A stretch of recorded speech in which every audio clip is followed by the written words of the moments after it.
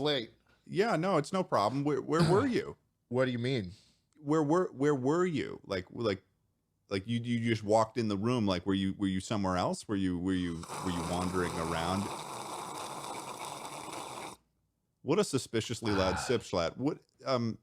Just out enjoying life, Ted. What do you mean? Where was I? Well, crazy stuff has been happening lately, though, Jschlatt. The Queen recently passed. Ted, I was not there.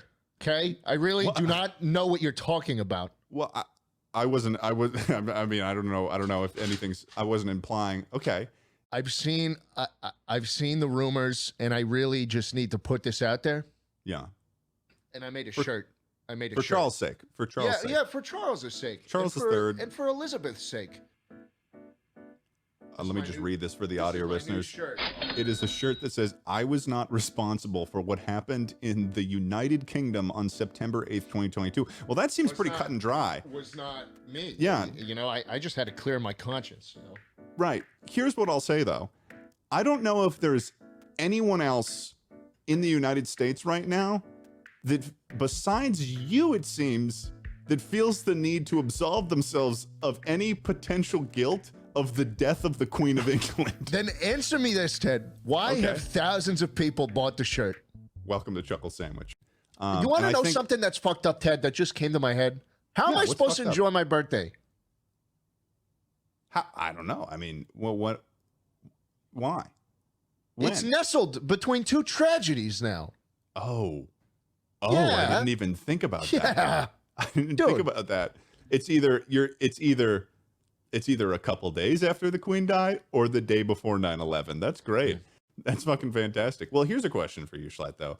Would you rather do nothing and stay a perfectly legal citizen of the United States, or travel to a foreign country and eliminate a monarch? Okay, do I get to stay there, and will I have to continue paying American taxes? Because America is the one of like a couple of countries in the world where if you leave and you live somewhere else in another country and you don't live legally in the United States anymore, you still have to pay your federal income taxes, which is ridiculous to me. Yeah. I didn't know that. Yeah, and if you want to renounce your United States citizenship, it's like $5,000. I mean, that would, I don't know. It's tough too, because it's like, that would be a tough situation to get rid. Like, would you ever feel like in your life you would ever put yourself in a position where you renounce citizenship? No. It doesn't seem like a good deal. But then also you have to pay fucking income tax. So like, are they trying to get rid of people if they move, or are they trying to keep them around at the same time? You never really know. And it's something that's confused me for a while. Well, here's I don't want to be like a citizen of the world, you know? Well, I suppose an option would be, I mean, if you're living in another country, like the IRS is not extraditing people. That's all I have to say. Ted, the IRS just hired a football stadium full of new auditors that are coming for you.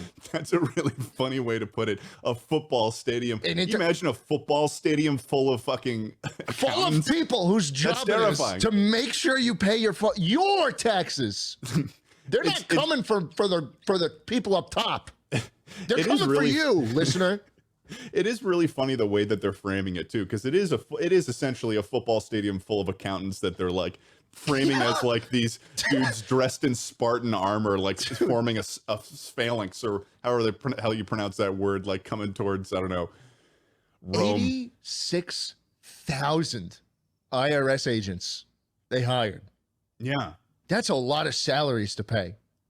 That is a lot of salaries to pay, and federal employees are paid pretty decently, I imagine. Well, I'm not afraid though of like if I met a guy and he was like, "Oh, I'm an accountant," the first thought in my head is like, "Oh no, he's gonna take everything I own. He's gonna steal from me." My first thought is, "Oh, I'm gonna dump this nerd in a lake, dumpster. in a public, you know, like the bottom of a body of water." Yeah, like I'm gonna throw him in Lake Erie. Yeah, he'll sink. It's like what they did to the witches. He'll sink because he's got so many fucking calculators in his jacket. Exactly, he's got like he's a nerd. 10 TI 84s. Jesus Christ! You know what they used to do to witches back in the day? They used to fucking tie anchors around their ankles the women they thought were witches, and then they put them in the drink. And if they sunk, that means they weren't a witch. Dude, what a and it's so and if they do sink, so if they don't sink, they're a witch. So if they sink, we're not a witch. But if they come back up, then they were a witch and they got executed. Dude, I love guilty until proven innocent. That's so fucking fun. So and whenever they sink, which I assume was a lot, they're just like, you win some, you lose some, I guess we were wrong. I guess we were wrong, but at least we tried. And I'd rather try and fail than, than have to be bewitched. It is, would you rather have to move apartments or houses, whatever, every single month for the rest of your life without hiring movers or anything? You have to do it. What? You're allowed to use your spouse if you have one, but you have to do it, or kill one of your family members. Kill one of my family members. Absolutely. What? Really? What? Ted, you would not even be able to move, dude. All what your if things it was by yourself? I'm sorry, I don't have a Toyota Tacoma with a flatbed truck that I can move all my couple pieces of furniture in. I live in a house, a big ass house, multiple stories, a lot of property, a lot of furniture, a lot of stuff to move. I can't do it. My car is You're two seats in telling me it. though. My car has 2 seats in it. But no your main reason right now is saying that, oh, sorry, I don't have a Toyota Tacoma. So instead of going and buying a Toyota Tacoma to do that task, you would kill one of your family members? It's a one and done. It's a one and done, and I can think of a couple people in my brain that I would. Your main priority is simplicity in this. Well, that's probably why you don't like the moving it, because it is a complicated process and it's a pain in the ass. Yeah. So your focus is.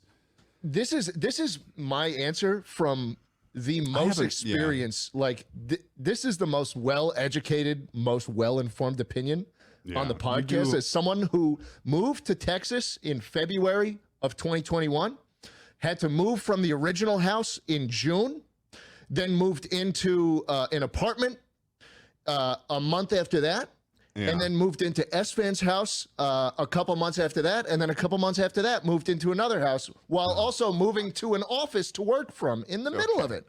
You've made your point. You've made your point. You've dealt with a lot.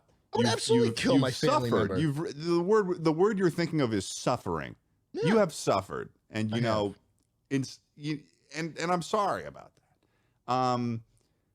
Would you rather try this out for size? Would you rather fight for your life against one German Shepherd, and it's like bloodthirsty or whatever, or 10 feral cats in a small room? You have no weapons. Oh, ooh, that's interesting. One bloodthirsty dog. So we were both in enclosed rooms? Yeah, same room. Let's just say it's like a dorm room with nothing in it. And it's one bloodthirsty German Shepherd or 10 bloodthirsty feral cats. Oh, nice emphasis on the 10. So it's like one bloodthirsty German Shepherd. So like, I'm taking the German Shepherd. I'm taking the German Shepherd. Dude, don't you say only that. Need don't one say good that blow. too. But don't you only say need that one too fast. crushing blow on Don't him. say that. You only need one crushing blow. Dude, don't say that too fast. He starts. But listen, you offer him your hand. He starts biting on your hand. Get the other one in there. You fucking rip his jaw apart, and then he's done. He is done. How strong do you think you are? You're gonna rip his fucking head apart? I think I could do that to a dog. How much a German Shepherd? Do you know? Yes. Okay, Tucker, look up the bite force that a German Shepherd can exert in pounds. Fuck. Maybe I can't. This is why we got a Jamie, baby. Okay. You're looking at between 700 and 1,000 psi. Okay, so you're telling me what's a human bite? Well, you're not biting him back. What are you talking about? I just need a frame of reference, man. Okay, that's fair. I'm sorry. A human bite is 70 psi. Oh my! And for reference, a polar bear is 1,200. So the bite is going to be closer to a polar bear than it is a human by a long shot. Dude, you're thinking you could rip apart? That's basically like you saying you could rip apart almost a polar bear. I would rather have my stab at that than 10 feral cats, because you can only focus on a couple of them at the same time. Yeah, you do own a cat, and I don't really have too much experience with cats. Is this coming from your experience with Jambo? No, Jambo's never attacked me, and he never would. He loves me. Well, he's never attacked you, but he is pretty damn close to feral. I've seen Jambo do some fucking unhinged things. Yeah, he is pretty close. But that dude walks around. When I was at your place, messing with Connor's cat. He was being an asshole. Now imagine 10 of them. 10 of them, all with their own ideas and thoughts and opinions, attacking you from different angles at different times. You couldn't do that. You would be shredded. You would be filleted. So it's like one bloodthirsty big thing versus 10 calculated little things. But they both have sharp. You only have one thing to focus on. Oh, yeah. Well, here's what I'm thinking. I feel like I can land. All right, look, I feel like if I was put in a situation, you could get really lucky and like one kick would do that thing in. One perfectly placed kick as it's running to you. You get your leg up, boom! Right in the fucking head. Oh, that thing will be like, out, lights out. But like, and then you keep. If you miss that kick, though, audio listeners, love you to death. Jschlatt put a lot of effort into that. Can I say something real quick, Ted? You can. I hope you would. Fuck the Pilgrims. That's the stupidest shit. They carved like on a rock, and now this is like the biggest thing in Massachusetts or wherever the fuck they landed. What? Where'd they land? Where'd they even land? Yeah, after I left though, but previously the biggest thing in Massachusetts was my juicy ass. They seriously have like a tourist attraction for Plymouth Rock, and it's just a rock with like some faintly carved shit. I don't even know. And here's the thing: I don't even know if the Plymouth Rock that they say is the Plymouth Rock is even the rock. No, it's probably not. It's probably like there's caves. There's like a famous cave that they recreated 1-to-1 so that people could go in it and experience it. I guarantee that rock is somewhere else. You could put a plaque in front of any rock and add some importance to it, and people would take pictures with it. Yeah. But yeah, I mean, I think I'd been to Plymouth like once, but like, yeah, no, Plymouth Rock, loser. But on your point, yeah, Pilgrims. Fuck them, dude. Fucking Can you imagine being a pilgrim? And on top of that, I find it. Have you ever met one of those people in elementary school where they're like, oh, I'm related to the person who came, like someone who came over on the Mayflower. I'm like, shut up. Fuck you. Who the fuck cares? You little asshole cocksucker. Who cares? You didn't do the work. I'm glad they were. I'm glad your family comes from a persecution.